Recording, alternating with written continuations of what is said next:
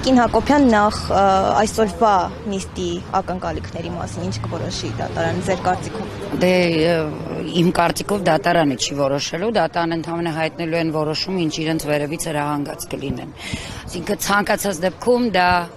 այսպես լավի կամ արդարության ու արդարադատության մասին չեն ակնկալիքները։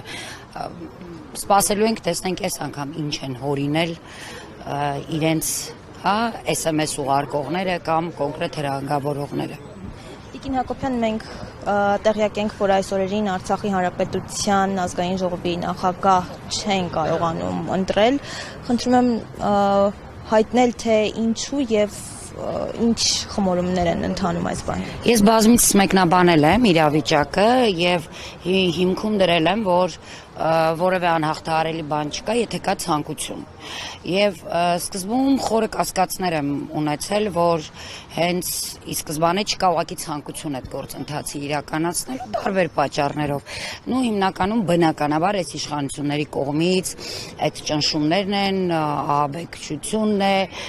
տարբեր մեթոդները, որոնք իրենք կիրառում են, որպեսզի այդ գործընթացը տեղի չունենա եւ ըստ էության իրենք շատ կարեւորում են հենց իշխանությունները, որ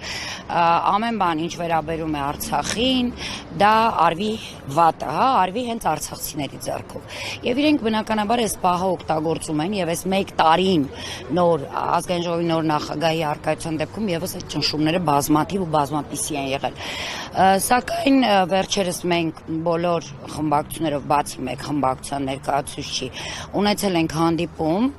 եւ հանդիպման ժամանակ փորձեցինք այսպես կառուցողական այդ մթնոլորտ ստեղծել, կոնկրետ մեր խմբակցություն լինելով միշտ գիտեք բոլոր հարցերում շատ ռադիկալ, կոնկրետ, հստակ իր դիրքորոշմամբ, այս անգամ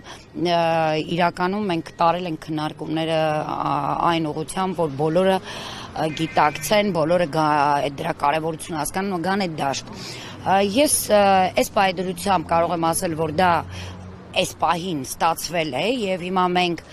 ժամանակ ենք վերցրել մինչ օգոստոսի կեսերը, կոնկրետ ոչ թե մեր առաջարկությամբ, այլ խմբակցության, որովհետեւ բոլոր առաջարկված տարբերակները այս վիճակից դուրս գալու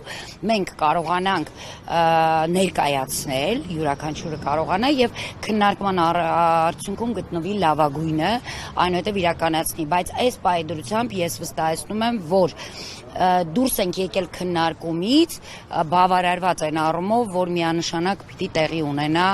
ազգային ժողովի նախագահի, ինչու՞ չէ նաև փոխնախագահի ընտրություն։ Այսինքն ներքին խժդժանքներ չեն եղել, ճիշտ եմ հասկանում։ Եղել են, անընդհատ եղել են, որովհետև նորից եմ կրկնում, դրանում մեծ ներգործություն ունեն հենց իշխանությունները, այսինքն իրենք ինչ-որ անտեսանելի ձեռքով փորձում են կառավարել նաև այնտեղ ներսում, բայց մենք նաև մեր մոտեցմամբ փորձել ենք մի կողմ դնել այդ ամենը, նաև այդ հորդորը եղել է մեր կողմից, ընդունել են շատերը, բոլորը ավելի շուտ իրենց կողմից էլ է եղել այդ հորդորը, որ դնում ենք ամեն բան մի կողմ, անցյալ, չգիտեմ, ներկայի իրավիճակ եւ կենտրոնանում ենք կոնկրետ մեկ կարևոր հարցի շուրջ, այն է ազգային ժողովի նախագահի ընտրություն, որովհետեւ հակառակ դեպքում պիտի յուրաքանչյուրը գիտակցի, որ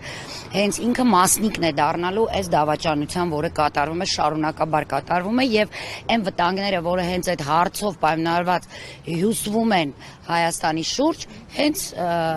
հապաղողները, լռողները կամ օգնողները իշխանություններին իրենք նույն ցանկում են լինելու դավաճանների։